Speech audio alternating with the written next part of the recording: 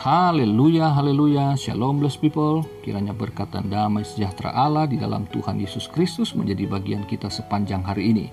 Bersama saya Pendeta Theodorus dari channel Rumah Berkat, House of Blessing. Tema kita hari ini adalah ucapan syukur dari seorang yang terpinggirkan.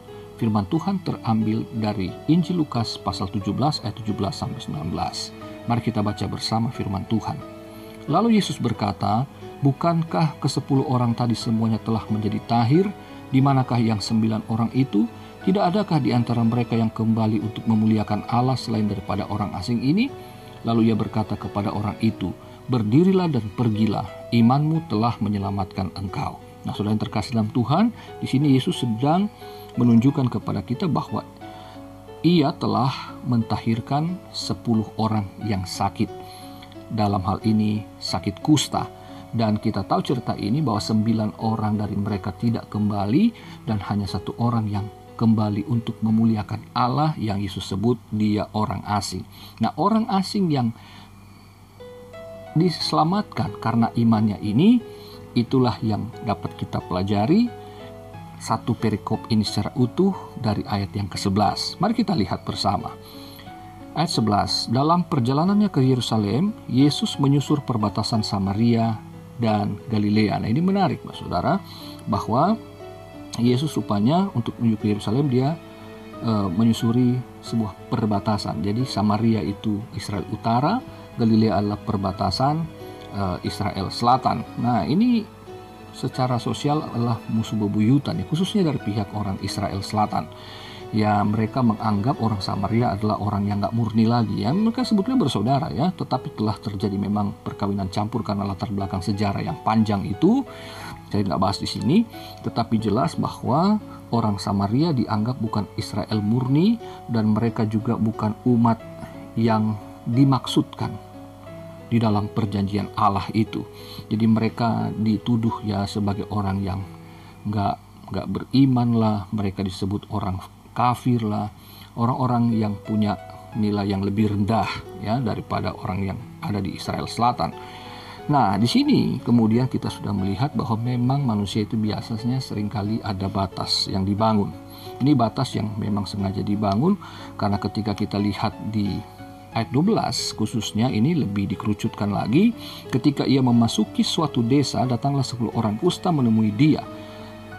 Mereka tinggal berdiri agak jauh, ayat 13, dan berteriak, "Yesus, Guru, kasihanilah kami." Nah, ternyata saudara, di daerah perbatasan itu dibangun sebuah desa yang tampaknya desa yang dikhususkan untuk orang-orang yang terkena penyakit kusta. Jadi mereka terisolasi begitu ya, dipinggirkan dari pergaulan umum karena memang penyakit kusta pada zaman itu adalah penyakit dianggap penyakit kutukan. Penyakit yang membuat seseorang menjadi najis dan tidak layak untuk hidup bersama di tengah-tengah masyarakat, apalagi untuk berhadapan dengan Tuhan di dalam ibadah-ibadah yang suci.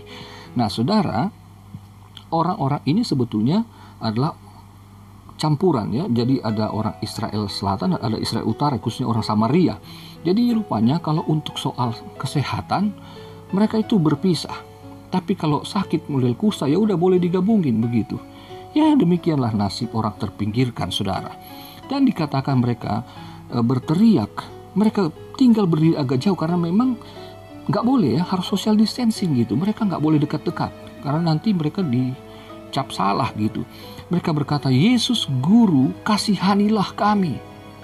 Jadi mereka tidak meminta pertama adalah kesembuhan, tapi belas kasihan dari Tuhan Yesus.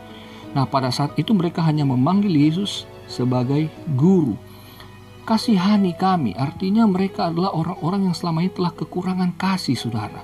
Mereka adalah orang baik-baik mungkin ya, apapun mereka mungkin paham agamanya berbeda, tetapi mereka di tengah-tengah keluarga dan masyarakat yang mungkin di daerah masing-masing adalah orang-orang yang mungkin dikenal sebagai orang-orang yang suka beribadah, orang yang rajin mencari Tuhan. Tetapi dan mungkin juga mereka orang-orang yang punya reputasi yang baik, tapi karena penyakit kusta mereka harus dibuang dari himpunan keluarga. Mereka jauh dari orang-orang yang dikasihi. Mereka juga harus kehilangan segalanya. Mereka kehilangan pekerjaan mereka, pelayanan mereka. Pokoknya hal-hal yang baik yang selama ini mereka rasakan, khususnya ada di tengah-tengah keluarga, sekarang mereka harus terbuang. Mereka jauh dari kerumunan orang-orang yang mereka kenal dan mereka kasihi. Nah, saudaraku yang terkasih dalam Tuhan, sesungguhnya bukan hanya soal penyakit yang membuat orang terisolasi, tetapi kita juga seringkali melihat bahwa banyak orang yang ber-KTP Kristen memakai kalung salib, ataupun mereka yang bukan Kristen, mereka juga adalah orang-orang yang dalam tanda kutip adalah orang-orang yang kena penyakit kusta. Mereka yang disebut orang-orang berdosa. Sehingga juga banyak orang Kristen yang saleh, orang Kristen yang rajin beribadah, rajin melayani, seringkali menjauhi mereka, seringkali mencap mereka, menjustifikasi bahwa mereka orang-orang berdosa yang gak patut untuk ada di tengah-tengah kita. Dalam pergaulan, di dalam keluarga, di dalam rumah tangga, seolah-olah mereka gak punya harapan untuk bertobat, mereka gak punya harapan untuk diselamatkan lagi. Ataupun mereka yang betul-betul belum kenal Yesus, bahwa mereka ini nggak pantas untuk bergaul dengan kita. Seringkali ada satu pengajaran yang salah bahwa kita sebagai orang Kristen harus memisahkan diri dari orang-orang non-Kristen. Ini keliru, saudara. Yesus tidak pernah memisahkan dirinya dari antara orang berdosa, dari agama apapun, latar belakang suku bangsa apapun. Dia beritakan Injil kepada siapapun dan ia melayani mereka dengan penuh belas kasihan. Siapapun itu, ya. Nah, kita saudara demikian, ya. Kita tidak berhak untuk menjustifikasi orang lain bahwa orang lain itu tidak mempunyai kesempatan atau tidak layak untuk diselamatkan. Tidak, saudara. Justru saat-saat seperti ini ketika orang-orang merasa terisolasi karena mereka dalam menghadapi pandemi COVID-19, bahkan ada yang sudah kena COVID-19, ada yang jadi pasien, ada juga keluarga yang dikucilkan oleh masyarakat karena salah satu anggota keluarga atau bahkan satu keluarga itu kena COVID-19, maka mereka diasingkan. Nah, ini saudara, mereka harus dikasihani. Kita sebagai orang Kristen jangan berlaku seperti orang-orang Israel yang menganggap orang Samaria tidak layak hidup di hadapan Tuhan. Jangan begitu, saudara. Kita orang Kristen justru harus bersikap sebagaimana Kristus melihat orang-orang kusta ini. Amin, saudara. Baik itu yang kena COVID-19 ataupun mereka yang hidup berdosa, bahwa kita punya tanggung jawab untuk menyatakan kasih Yesus kepada mereka. Haleluya.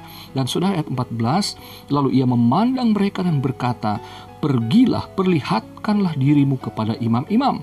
Dan sementara mereka di tengah jalan, mereka menjadi tahir. Nah, ini menarik, saudara, bahwa ketika mereka mendengar Yesus berkata, pergi, maka mereka pergi. Artinya mereka mengimani, mereka percaya apa yang Yesus katakan itu ada kuasa. Ini pribadi yang berkuasa. Nah, saudara, memang dalam Taurat aturannya adalah dalam Imamat pasal 13 dan Imamat pasal 14, di sana dikatakan tentang aturan bagaimana kalau orang yang kena kusta diperlakukan dan bagaimana kalau mereka telah sembuh. Jadi orang yang telah sembuh harus diklarifikasi oleh imam-imam yang berwenang. Nah, Yesus menyuruh mereka pergi ke imam-imam. Mereka ini masih kena kusta, tapi ketika mereka melangkah, sesungguhnya dikatakan mereka menjadi tahir. Mereka telah disembuhkan. Haleluya. Ya, jadi ini mereka semua beriman sebetulnya. Mereka percaya apa yang Yesus katakan. Tetapi di ayat 15, seorang dari mereka ketika melihat bahwa ia telah sembuh, kembali sambil memuliakan Allah dengan suara nyaring. Jadi ketika dalam perjamuan menuju sana, di tengah jalan sudah sembuh. Nah, yang 9 tetap pergi kepada imam untuk melanjutkan pemeriksaan. Ya, jadi artinya mereka hanya berfokus kepada diri mereka yang telah disembuhkan. Tetapi seorang dari mereka ini menyadari bahwa aku sudah sembuh, bukan soal untuk dipastikan oleh imam, tetapi dia teringat siapa yang telah menyembuhkan dia. Jadi dalam hal ini bukanlah dirinya yang jadi fokus, tetapi yang dia ingat adalah siapa yang menyembuhkan, yaitu Allah, yang kemudian dikatakan orang ini memuliakan Allah dengan suara yang nyaring. Ayat 16 dikatakan lalu tersungkur di depan kaki Yesus dan mengucap syukur kepadanya. Nah, orang asing itu disebut orang Samaria. Haleluya. Jadi seorang Samaria yang dipinggirkan, yang tidak dianggap layak, yang tidak dianggap setara oleh orang Israel, ternyata hanya dia yang kembali kepada Yesus. Artinya di sini dia bukan hanya percaya perkataan Yesus yang berkuasa bahwa ia bisa sembuh, tetapi ia kemudian menyadari bahwa yang berkata ini bukan sekedar guru, tetapi ini Allah. Dia Tuhan, tidak mungkin bisa sembuh dengan kata-kata dari seorang manusia biasa. Ia menyadari bahwa Yesus adalah Tuhan. Itu sebabnya ia tersungkur dan mengucap syukur. Di sini tersungkur mengucap syukur itu suatu ekspresi yang sungguh-sungguh keluar dari hatinya, yang dilakukan dengan penuh ketulusan kepada Allah. Dalam hal ini dia menyembah Yesus. Nah, kemudian dikatakan bahwa ayat 19 itulah Yesus berkata kepada orang Samaria itu, "Berdirilah, pergilah, imanmu telah menyelamatkan engkau." Saudara yang terkasih, dari bahasa Yunani ini bukan hanya menyelamatkan, ya, menyembuhkan gitu.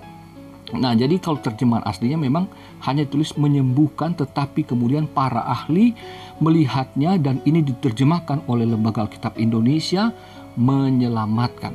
Jadi yang Yesus lakukan bukan hanya menyembuhkan tubuhnya, menyembuhkan fisiknya, tetapi dia juga menyelamatkan jiwa orang Samaria ini.